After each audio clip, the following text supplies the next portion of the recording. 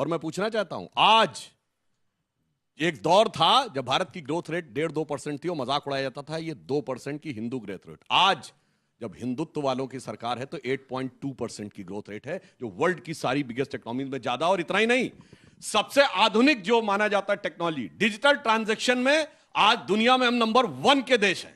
और नंबर 1 नहीं है, 48% डिजिटल ट्रांजैक्शन हमारा है, जो चाइना और अमेरिका को मिलाकर ज्यादा है। और आपने देखा यूपीआई ने पिछले महीने 2 महीने पहले वीजा को सरपास करके सबसे बड़ा डिजिटल ट्रांजैक्शन का प्लेटफॉर्म बन गया है। कि हेमंत शर्मा जी का आपने दिखाया अभी, वाकई तेज रफ्तार है। योगी जी और शर्मा जी में ये रफ्तार तेज चल रही है कि कौन आगे जाएगा और कौन इस देश की बहुलतावादी संस्कृति पर ज्यादा प्रश्न लगाएगा, जिससे उसको एक वर्ग विशेष का लाभ होगा। और वो हिंसा और जिस तरह से इस देश में नफरत फैलाने की जो एक दौड़ चल रही है, उस तेज रफ्तार में कौन आगे बढ़ता है। सच्चाई तो है कि शांति, सहिष्णुता, सौहार्द, सहानुभूति, संवेदना, सद्विवेक, सद्बुद्धि भारतीय हिंदुत्व का एक जो है कहीं ना कहीं मुख्य विशेषता है। लेकिन उस विशेषता के बदले जिस तरह नफरत, सांप्रदायिकता फैलाने की, बंटवारे की राजनीति करके हिंदुत्व को भी बदनाम करने की कोशिश हो रही है, मुझे लगता है ये हिंदू की पहचान ऐसी नहीं है। हिंदू तो विविधता में एकता की बात कर। अंडमान निकोबार की राजधानी श्री विजयपुरम में वीर सावरकर की प्रतिमा का केंद्रीय गृह मंत्री अमित शाह और आरएसएस के प्रमुख मोहन भागवत द्वारा अनावरण किया गया। इस मौके पर सरकार ने आरएसएस और हिंदुत्व विचारधारा को खुले तौर पर समर्थन दिया, जबकि विपक्ष, खासकर राहुल गांधी, आरएसएस पर हमलावर है। राजनीतिक दलों के बीच हिंदुत्व, राष्ट्रवाद और इतिहास को लेकर तीव्र मतभेद हैं। इसके बावजूद देश की आर्थिक प्रगति, डिजिटल क्रांति और युवाओं के लिए बेहतर भविष्य पर आम सहमति बनी हुई है। युवा पीढ़ी को इतिहास, तकनीकी प्रगति और सामाजिक एकता के महत्व को समझाने की आवश्यकता है। लोकतांत्रिक बहस और विचारों के आदान प्रदान से ही देश का विकास संभव है। कहता है I will only care for what I have got. Hell with the future of my community. गुस्सा में अंग्रेजी बोलते हैं क्या? नहीं, सुनिए, एक समष्टि भाव से खेल रहा है और एक व्यक्तिगत भाव से खेल रहा है। और टीम वो जीतती है जो टीम स्पिरिट से खेलती है, और बाकी टुकड़े उकड़े में होकर संख्या ज्यादा होने से कुछ नहीं होता है। जीतते वो हैं। अगर मैं आपसे कहूं एक दीवार है और ये दीवार अंदर से भुसभुसी हो और इस पे 10% केवल इसके साइज का स्टेनलेस स्टील की रॉड हो, तोड़ देगी दीवार को।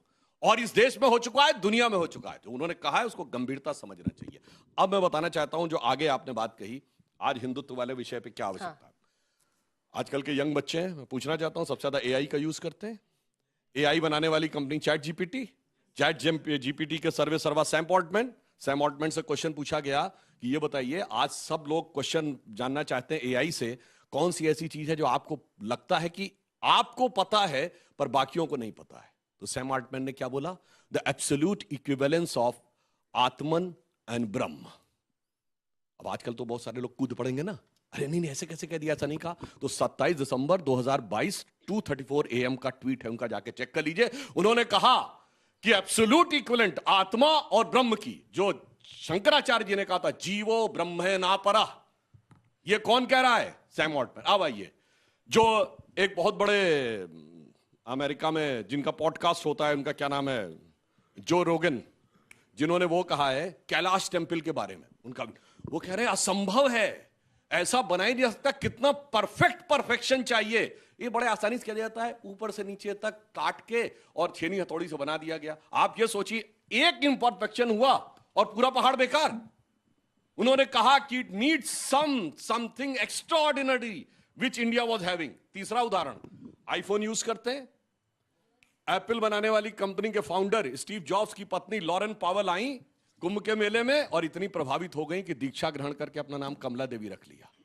इसलिए मैं कहना चाहता हूं एक ही पंक्ति में कि जेन जी के युवाओं जागो, पुनः नया युग आया है और भारत मां की शक्ति जगी है, धर्म ध्वजा लहराया है। और ये बात ऐसी हवा में नहीं, एक बिंदु और कह दूं, वीर सावरकर कहां इसमें फिट बैठते हैं वो भी जरा बता दीजिए। वीर सावरकर वाली बात आपने बड़ी अच्छी बात कही। वीर सावरकर भारत के इतिहास के ऐसे पहले व्यक्ति थे जिन्होंने 1857 के स्वतंत्रता संग्राम को स्वातंत्र समर कहा। 1907 में मैं चैलेंज करके कहता हूं, कोई कांग्रेस का नेता 1907 से पहले सिपाही म्यूटनी, रिवोल्ट, गदर शब्द का प्रयोग किया। वीर सावरकर भारत के इतिहास के एक पहले व्यक्ति थे जिसको 2 जन्मों का कारावास हुआ। वीर सावरकर भारत के इतिहास के पहले व्यक्ति थे जिनको अंग्रेजों ने जब जेल से छोड़ा, ये जो कहते हैं ना पेंशन में जन, उनके साथ क्या किया? कोई आर्टिकल आप नहीं लिखेंगे, कोई किताब नहीं लिखेंगे, डिग्री जब्त, प्रॉपर्टी जब्त, कोई नौकरी नहीं करेंगे। अगर आप ये कहेंगे तो उसकी वजह से ऐसे तो आप कहेंगे जेल में जाके वो रोटी तोड़ रहे थे। तो एक वीर सावरकर पे तो कहा गया निकलने के बाद भी किताब नहीं लिखेंगे। पंडित जवाहरलाल नेहरू जेल में रह के किताब लिखते थे और उसके लिए उनको टाइपिस्ट भी मिलता था, खानसामा भी मिलता था, अहमदनगर फोर्ट में जाके रहते थे। तो इसलिए वीर सावरकर जी का जो स्थान है भारत की राजनीति में। और एक फैक्ट और बोल दूं, जिस साल वीर सावरकर जी को 2 जन्मों के कारावास की सजा हुई, दैट इज 1910। और जाके अभी चेक करिए 1910 में कांग्रेस का अध्यक्ष कौन था? विलियम वैडनबर्न, ब्रिटिश सरकार का secretary government of India under the British rule, वो आपका अध्यक्ष था वो। और इनको वीर सावरकर को इतना बड़ा दुश्मन मान रहा था कि 2 जन्मों का कारावास दे रहा था। और ये कहते हैं साहब ये लड़ाई लड़ रहे थे इसके ब्रिटिश सरकार के नीचे बैठ के। और वीर सावरकर ने क्या कहा था बाहर निकल के? चलो इसी बहाने अंग्रेजों ने ये तो माना कि दूसरा जन्म भी होता है। इंदिरा गांधी ने ये कहा था कि Nehru Savarkar ji remarkable son of India है। क्या इंदिरा गांधी जी गलत थी या फिर कांग्रेस और समाजवादी पार्टी?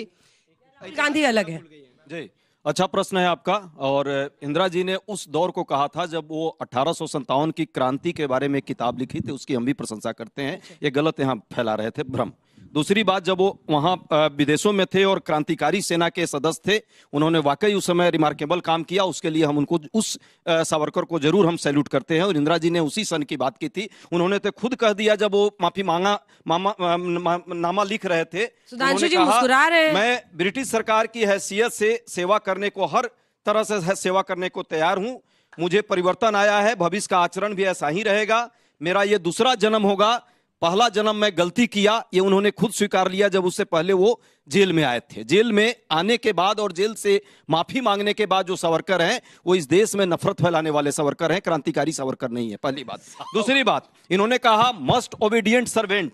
मेरे हाथ में उनका वही लेटर माफीनामा वाला है। यदि इस तरह का कोई लेटर हो तो ये जरूर दिखाएंगे, जिसमें महात्मा गांधी के बारे में इन्होंने अभी झूठ फैलाई। भी अपना यहाँ फोन खोलिए, 18 जनवरी 1918 का ये लेटर है। इस लेटर को आप लोग भी देख सकते हैं, जिसमें एकदम क्लियर लिखा है मस्ट ओबीडिएंट सर्वेंट। गांधी तो कह रहे हैं feel honoured to be your most obedient servant. ये झूठ है। दूसरी बात, 10 सेकंड सिर्फ उनका। अभी हमारे भाई साहब ने कहा, त्रिपाठी जी के बाद उन्होंने भी कुछ बात बोली है। उन्होंने कहा कि ये चाल थी उनके माफीनामा की, ये चाल थी माफीनामा की, या चाल थी भारत के स्वतंत्रता सेनानियों को फंसाने की, उनके साथ कहीं ना कहीं अंग्रेजों को मदद करने की। और भारत छोड़ो आंदोलन जब अंग्रेजों के विरुद्ध पूरा कांग्रेस और पूरी क्रांतिकारी लड़ रहे थे, उस समय हिंदू महासभा को अलग करके, और यही सावरकर जी हैं जो कहते थे कि नहीं आपको रहना है। हालांकि आरएसएस वाले भी नहीं रहे उसमें, उन्होंने भी उसका विरोध किया। 3 छोटे-छोटे सवाल, अब एक ही बार जवाब लूंगी, रुक जाइए। वो क्या देश के साथ था या देश के विरोध में था? कभी आपने वीर सावरकर का नाम सुन कभी आपको कोई एहसास हुआ है? कभी कोई फीलिंग आई उनके बारे में? सवाल यह है कि वीर सावरकर के बारे में जब भी प्रधानमंत्री जी दुनिया में जाते हैं, उन्हें कहना पड़ता है कि किस देश से आया हूं? बुद्ध के देश से आया हूं, गांधी जी के देश से आया हूं। दुनिया का कोई भी प्रधानमंत्री राष्ट्राध्यक्ष जब आता है, जब भी भारत में कदम रखता है, उसका अगला कदम गांधी जी के पास चरणों में होता है। वीर सावरकर के चरणों में क्यों नहीं होता है? क्योंकि अजय उपाध्याय भाई ने पूरा प्रोफाइल इनका बता दिया कि कैसे जब हमारे देश के क्रांतिवीर, किसान, मजदूर अंग्रेजों के खिलाफ लड़ रहे थे, तो ये हमारे जो एमपी साहब बैठे हैं भारतीय जनता पार्टी के, इनके पार्टी के जो पूर्वज थे, फ्रीडम स्ट्रगल के हीरोज के खिलाफ मुखबिरी कर रहे थे, समाचार बता रहे थे। चेहरा अच्छा, अब बताता हूं। इन्होंने कहा कारपोरेट के लिए मरना। अब मैं मरना शब्द नहीं प्रयोग करूंगा। महात्मा गांधी जी का अंतिम क्षण कहां पे था? बिरला हाउस में था कि नहीं? कारपोरेट के घर में रहते थे कि नहीं? हमारा तो कोई नेता नहीं रहता जा किसी कारपोरेट के घर में। अरे अंग्रेजों के साथ नहीं रहते थे कि नहीं? बीच में नहीं, आपके बीच में नहीं सर। अभी और आएगा, अभी और तीर बनाने का वक्त आएगा। अब सुनिए, इन्होंने कहा सावरकर जी के लिए, now I quote, I have the honour to remain your excellency's most obedient servant, written to Lord Chelmsford by Mahatma Gandhi on 22nd of June 1920 from Mumbai, Bombay. I have the honor to remain your most obedient servant 1920 22 June Chelmsford को. इसलिए अब आइए आगे की बात बताते हैं. 10 second. जो ये कहने के बाद करते हैं राजा महेंद्र प्रताप सिंह. राजा महेंद्र प्रताप सिंह का नाम आप लोगों ने जब तक प्रधानमंत्री जी ने आकर उनके अरे नाम पर संघी नहीं थे विश्वविद्यालय वो. बनाने का. अब सर आपने आरएसएस से नहीं थे. अरे और अभी आप क्या अपने थे? पूर्वज बीच में नहीं, बीच में उनकी? नहीं. सर आपने अच्छा ये बच्चे ही नहीं अभी जानते और आ होंगे. रहा है, अभी और अभी आ रहा है. पूछ लेते हैं अगर पढ़ाया गया हो. सब जानते सर, जाना अभी- है, अभी जानता ये है कोई. एटम बम नहीं है, कोई छुरछुरी जानता है. सर अभी और आगे आ गया. अब सुनिए अपने पूर्वज हाथ नहीं याद नहीं रहते. समाजवादी हैं, लोहिया जी थे. जब अंग्रेजों के अंडर में ब्रिटिश में इंटरिम गवर्नमेंट बनी 2 सितंबर 1946 को और नेहरू जी उसके चीफ बने. वेवेल के द्वारा शपथ दिलाई गई. यूनियन जैक झंडे के नीचे क्वीन की निष्ठा की शपथ लेनी थी. तो लोहिया जी को ही बुलाया गया था. लोहिया जी ने मना कर दिया था कि हम क्वीन के निष्ठा की शपथ नहीं लेंगे, मगर नेहरू जी जाके ले लिए थे. भाई अपने पूर्वज का तो याद रखो. अब मिल गए हो आगे मान लिया भैया, मगर उसके बाद अब इसके बाद इनके अगले पूर्वज जब जेल में गए तो सारे मुलायम सिंह जी भी जेल में थे, लालू प्रसाद यादव जी भी जेल में थे, और जॉर्ज फर्नांडिस, मधु लिमये, जनेश्वर मिश्रा सब के सब जेल में थे. मगर आज कैसे मेल अपना में कोई हैं? नाम नहीं बता एक रहे हो सर, कि हमने हमारे लोग भी रिटर्न पे जेल में बोले, आपने थे. रिटर्न पे आप कैसे मेल में हैं? इन्हीं लोगों के लिए कहा जाता है कि शाम तक सुबह की नजरों से उतर जाते हैं, इस कदर समझौतों पे जीते हैं कि जमीर ही मर जाते हैं. अंजना अब मैं दूसरी बात तुमसे कहना चाहता हूं. अंजना जी एक बात. एकदम छोटा सा कमेंट. देखिए अजय जी भी हाथ उठा रहे अभी हैं. आपका एक जल्दी, ही पॉइंट जल्दी. रह गया. अच्छा एक आपका लास्ट एक पॉइंट रह पॉइंट. गया. लास्ट इन्होंने पॉइंट कहा जल्दी. अशफाक उल्ला खां. मैं पूछना चाहता हूं अशफाक उल्ला खां के घर पे कितने गए सेकुलरिज्म के सूरमा? इस देश के लिए शहीद होने वाला पहला gallantry award brigadier Mohammad Usman उनके घर पे जाते कभी देखा?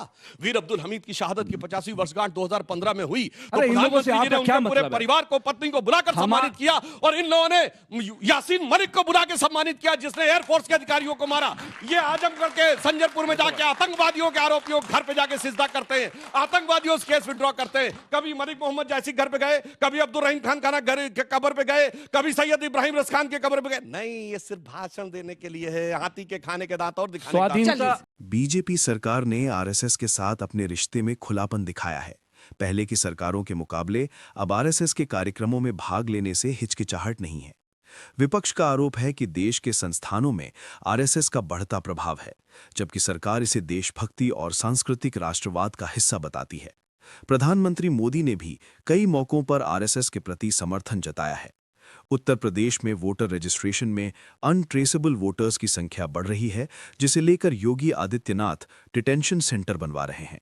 मुस्लिम वोटरों के संदर्भ में भी राजनीतिक विवाद हैं, जहां कुछ मुस्लिम वोटर व्यक्तिगत रूप से नेताओं की मदद करते हैं लेकिन वोट नहीं देते. समाज में सामूहिकता और टीम भावना की आवश्यकता पर जोर दिया गया.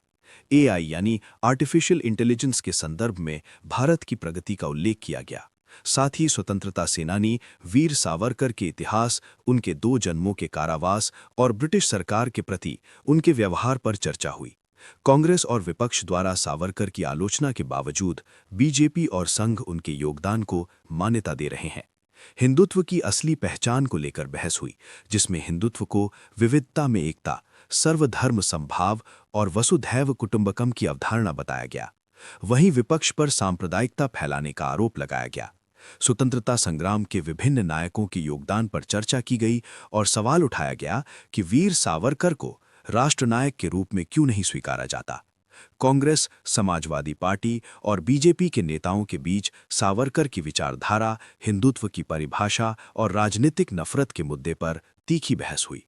साथ ही डिजिटल इंडिया, आर्थिक विकास और तकनीकी उन्नति का भी जिक्र हुआ. अंत में बहस में शामिल सभी पक्षों ने अपने अपने तर्क रखे. एआई और तकनीकी प्रगति के संदर्भ में आज की युवा पीढ़ी को जागरूक करने की अपील की गई. कार्यक्रम का समापन धन्यवाद ज्ञापन और भविष्य की चर्चाओं के लिए आमंत्रण के साथ हुआ. विपक्ष आरएसएस के बढ़ते प्रभाव को लेकर चिंतित है, खासकर संस्थानों में उसकी पैठ को लेकर. सरकार इसे सांस्कृतिक राष्ट्रवाद और देशभक्ति का हिस्सा बताकर जवाब देती है. प्रधानमंत्री मोदी ने आरएसएस को अपने राजनीतिक जीवन का अभिन्न हिस्सा माना है.